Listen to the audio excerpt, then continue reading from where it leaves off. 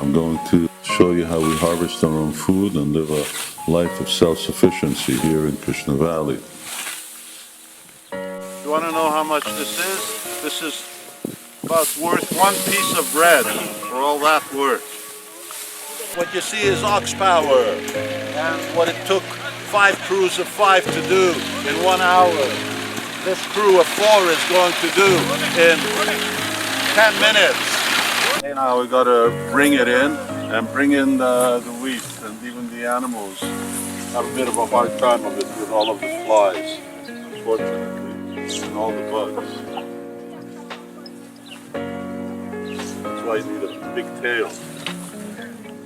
The next step is to thrash it to get the seeds out of the husk.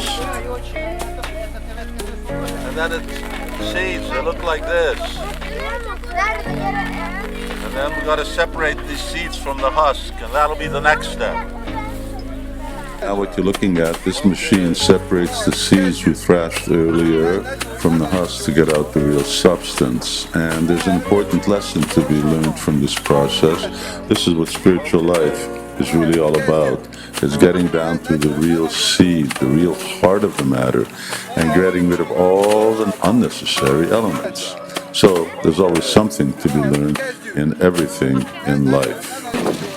Okay, so here you see it. We're grinding the wheat, and it's going to come out as wheat powder right here on the bottom. Here it is. This is what it looks like. Beautiful, fine wheat, super digestible, great roughage, and we'll get back to work again over here and just fill this up so we can take it to the kitchen.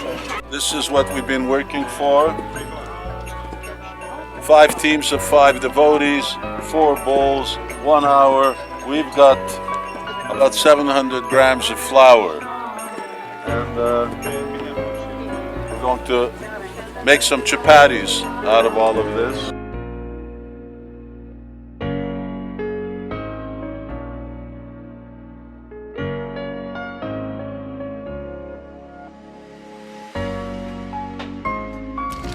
Now, this is the end result of the wheat we harvested earlier. This is the first chapati of the season. All glories to the Lord. Then we add a little butter to flavor it. You know, food doesn't come from stores. Food comes from nature. And it's a lot of work to get that food on the shelves, and there's also a lot of karma behind getting that food.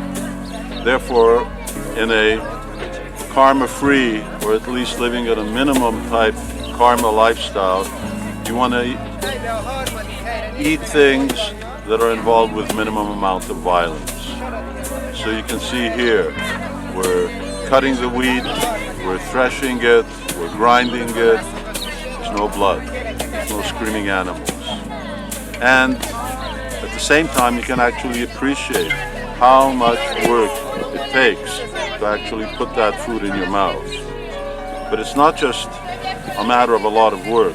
We do that lot of work anyway, because whether you have to drive an hour to the office and an hour back every day, you're putting in the same amount, if not more work, to get that same type of food, but it's not of this quality. It's not organic, it's not karma-free, and on top of that, here our work is directly linked to the food that we eat. That's called self-sufficiency. When your work is not directly connected to the food that you eat, you're not self-sufficient. You're dependent on the intermediaries in between you and the food, and if they break down, doesn't matter how much you work, you don't eat. So, if you have some land, or even a small patch in the garden, or your own balcony, think about growing your own food. Ron Finley once said something very, very intelligent. Growing your own food is like printing your own money.